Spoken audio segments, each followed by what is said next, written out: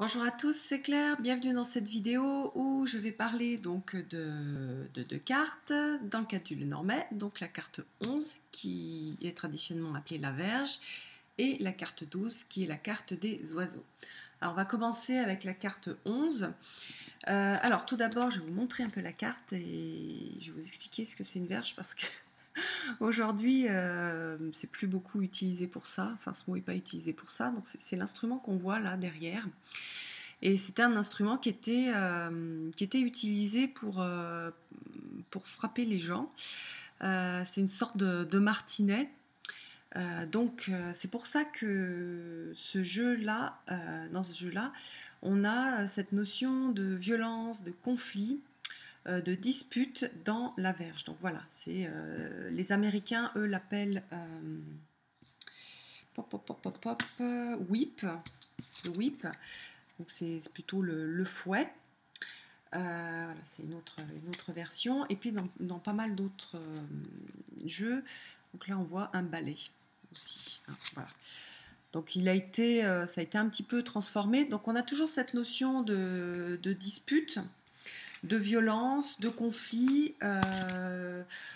Et puis avec le fait que c'est un geste qui est répétitif. Quand on va frapper quelqu'un, c'est quelque chose qui est répétitif, ou quand on a un balai, c'est répétitif aussi. On a cette notion de quelque chose qui se répète, voilà. Et aussi, dans le cadre de la répétition, on peut avoir, dans certains tirages, la notion aussi d'addiction, quelque chose qu'on fait de façon répétée. Après, donc, on est sur un valet. C'est associé à un valet, donc ça peut aussi être une personne jeune. Voilà, donc c'est pas une carte, souvent c'est une carte qui est pas très, qu'on n'aime pas trop voir près de soi ou sur la description d'une autre. Au niveau, qu'est-ce que j'ai oublié? Ouais, oui, au niveau santé, comme c'est répétitif, pour moi, c'est les maladies chroniques, des choses qui reviennent régulièrement. Voilà. Et puis aussi, ce que j'ai oublié de dire, et qu'on voit dans cette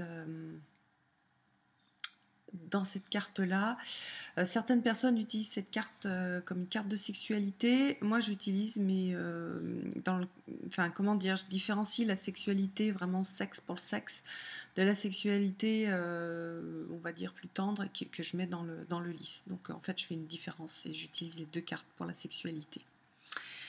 Donc voilà pour cette carte-là. Après, donc on passe à une carte vachement plus sympa qui est la carte des oiseaux.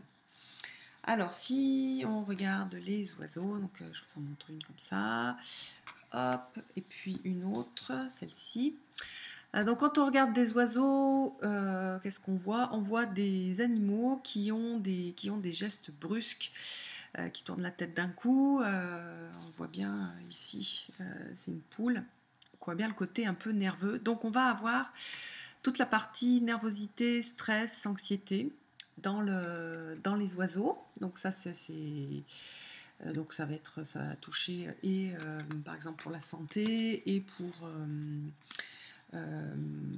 pour décrire une personne, voilà. Et après, la deuxième chose qu'on a pour les oiseaux et qui est très sympa, c'est la communication. Donc on a toutes les sortes de communication orale à travers les oiseaux, donc aussi le téléphone aujourd'hui. Bon, à l'époque il n'y avait pas.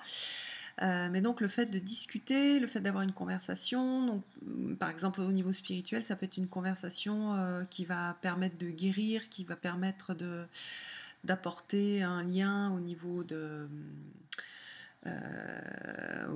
la spiritualité. Donc en résumé, les oiseaux, c'est soit communication, soit anxiété, stress.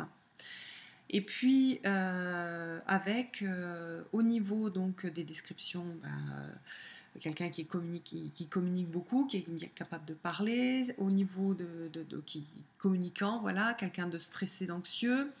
Au niveau d'une personne, alors parfois on l'utilise aussi pour dire un couple. Moi je le fais pas, surtout que j'ai pas mal de jeux où il y a plusieurs oiseaux et pas que deux.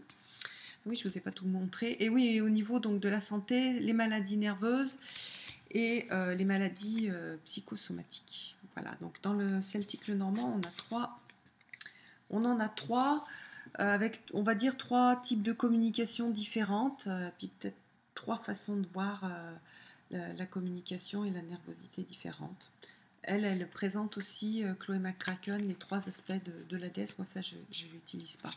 Donc voilà pour la présentation de ces cartes. J'abrège un petit peu, je ne réponds pas forcément tous les jours aux questions de Kelly. Et puis donc, je vous donne rendez-vous pour une prochaine vidéo. Bye bye!